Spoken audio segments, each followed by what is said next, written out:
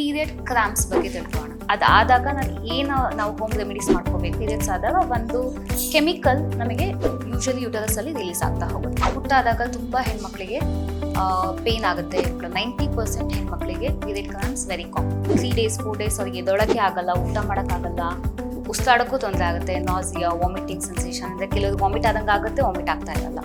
ಇದು ಡೈಲಿ ಆಗುವಂಥ ಪ್ರತಿ ಮಂತು ಆಗುವಂಥ ಕ್ರಾಂಪ್ಸ್ಗಿಂತನೂ ಇದು ಏನೋ ಒಂದು ಕಾಂಪ್ಲಿಕೇಶನ್ಸ್ ಇದೆ ಅಂತ.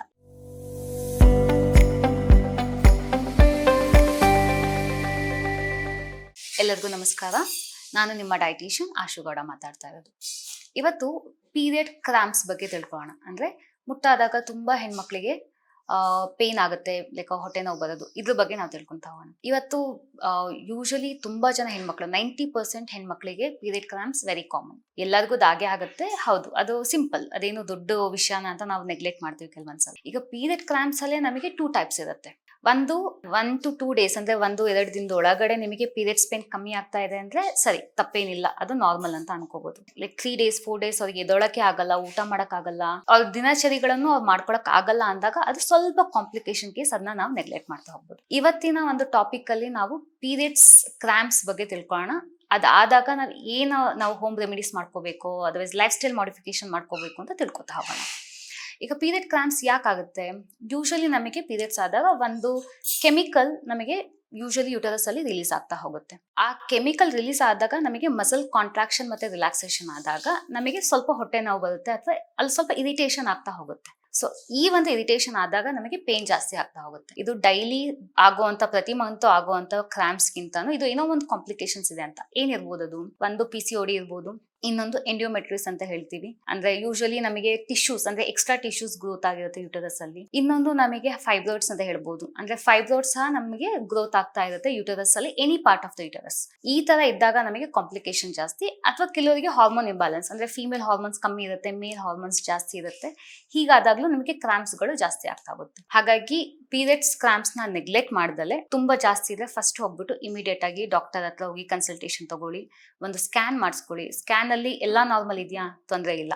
ಬಟ್ ಏನಾದ್ರೂ ಹೆಚ್ಚು ಕಮ್ಮಿ ಇದ್ರೆ ನೀವು ಟ್ರೀಟ್ಮೆಂಟ್ ಸ್ಟಾರ್ಟ್ ಮಾಡ್ಬೇಕಾಗುತ್ತೆ. ಬಟ್ ಈಗ ಸಿಂಪಲ್ ಆಗಿದೆ, ನಾವು ಮನೇಲೆ ಏನ್ ಹೋಮ್ ರೆಮಿಡಿ ಮಾಡ್ಕೋಬಹುದು ನೋಡೋಣ ಅಂತ. ಈಗ ಯೂಶಲಿ ಪೀರಿಯಡ್ಸ್ ಇವತ್ತು ಆಗಿದೆ ಅಂದಾಗ ನಾವು ಹಾಟ್ ಬ್ಯಾಗ್ ಇರುತ್ತೆ ಎಲ್ಲರ ಮನೇಲೂ ವಾಟರ್ ಇಂದು.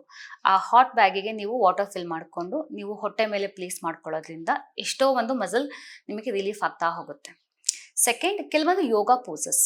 ಈಗ ಯೋಗ ಪೋಸಸ್ ಅಂದ್ರೆ ನೀವು ವರ್ಕೌಟ್ ಮಾಡಿ ಅಂತ ಹೇಳಲ್ಲ, ಚಿಕ್ಕ ಪುಟ್ಟದ್ದು, ನಿಮಗೆ ಚೈಲ್ಡ್ ಪೋಸ್ ಅಂತ ಹೇಳ್ತೀವಿ, ಕ್ಯಾಟ್ ಅಂಡ್ ಕ್ಯಾಮಲ್ ಅಥವಾ ಕ್ಯಾಟ್ ಅಂಡ್ ಕೌ ಪೋಸ್ ಅಂತ ಹೇಳ್ತೀವಿ. ಇದನ್ನ ನೀವು ಅಟ್ಲೀಸ್ಟ್ 3 to 4 times ಮಧ್ಯ ಬ್ರೇಕ್ ತಗೊಂಡು ಮಾಡೋದ್ರಿಂದ ನಿಮಗೆ ಯೂಶಲಿ ಏನಾಗುತ್ತೆ ಅಂದ್ರೆ ಸ್ವಲ್ಪ ಪೇನ್ ರಿಲೀಫ್ ಅಂತ ಅನ್ಸುತ್ತೆ, ಆಯ್ತಾ. ಇದೆರಡು ಬಿಟ್ಟು ನಿಮಗೆ ವಾಕಿಂಗ್, ಮೈಲ್ಡ್ ವಾಕಿಂಗ್, ಅಂದ್ರೆ ತುಂಬಾ ಜೋರಾಗಿ ವಾಕಿಂಗ್ ಮಾಡಬೇಡಿ, ನಿಧಾನಕ್ಕೆ ಸಿಂಪಲ್ ಆಗಿ ಒಂದು 10 ನಿಮಿಷನೋ 15 ನಿಮಿಷನೋ ವಾಕಿಂಗ್ ಮಾಡ್ಬೋದು. ಕೆಲವೊಂದು ಹೆಣ್ಮಕ್ಳಿಗೆ ಕಂಫರ್ಟಬಲ್ ಇದ್ದಾಗ ವರ್ಕೌಟು ಮಾಡ್ತಾರೆ. ಅವ್ರು ವರ್ಕೌಟ್ ಮಾಡಿದಾಗ ಅವ್ರಿಗೆ ಎಷ್ಟೋ ಸಲ ಪೇನ್ ರಿಲೀಫ್ ಕಮ್ಮಿ ಆಗಿರುತ್ತೆ, ಅಂದ್ರೆ ಪೇನ್ ಕ್ರಾಂಪ್ಸ್ ಇರೋದು ತುಂಬಾ ಹೆವಿ ಇರುತ್ತಲ್ಲ, ಅದು ಕಮ್ಮಿ ಆಗ್ತಾ ಹೋಗುತ್ತೆ. ಹಾಗಾಗಿ ವರ್ಕೌಟ್ ಮಾಡ್ಬೇಕು ಮಾಡಬಾರ್ದು ಅಂತ ಎಷ್ಟೋ ಜನಕ್ಕೆ ಡೌಟ್ ಇರುತ್ತೆ ಅಲ್ವಾ. ಖಂಡಿತ ವರ್ಕೌಟ್ ಮಾಡ್ಬೋದು, ಬಟ್ ನಿಮಗೆ ಕಂಫರ್ಟಬಲ್ ಇದ್ದಾಗ ಮಾತ್ರ.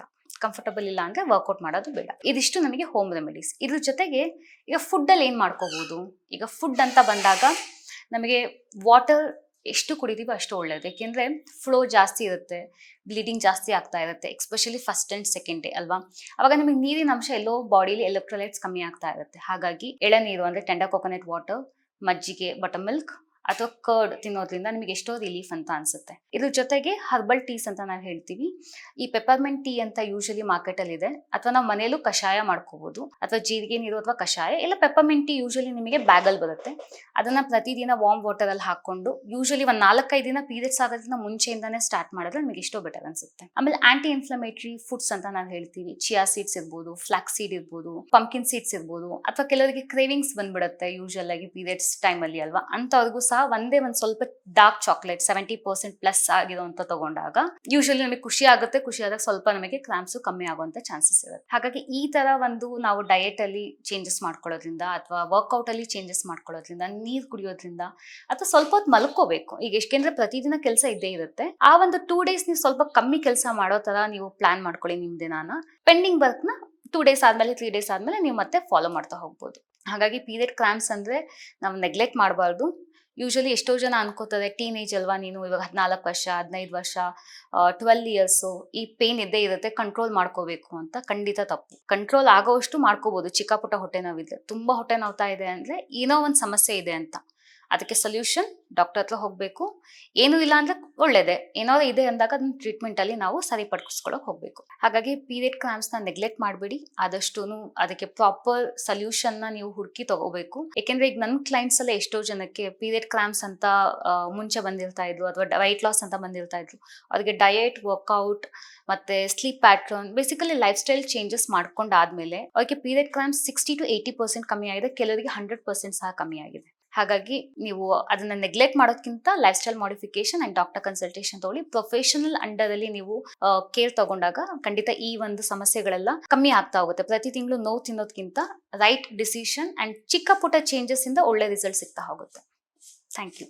ಲೇಟೆಸ್ಟ್ ಹಾಗೂ ಇಂಟ್ರೆಸ್ಟಿಂಗ್ ಸುದ್ದಿಗಳಿಗಾಗಿ ಬಾಸ್ ಟಿವಿ ಕನ್ನಡ ಚಾನೆಲ್ನ ಸಬ್ಸ್ಕ್ರೈಬ್ ಮಾಡಿ. ಹಾಗೆಯೇ ಬೆಲ್ ಐಕಾನ್ ಪ್ರೆಸ್ ಮಾಡಿ. ಇದರ ಜೊತೆಗೆ ಫೇಸ್ಬುಕ್, ಇನ್ಸ್ಟಾಗ್ರಾಮ್, ಎಕ್ಸ್ ನಲ್ಲೂ ಮಿಸ್ ಮಾಡದೆ ಫಾಲೋ ಮಾಡಿ.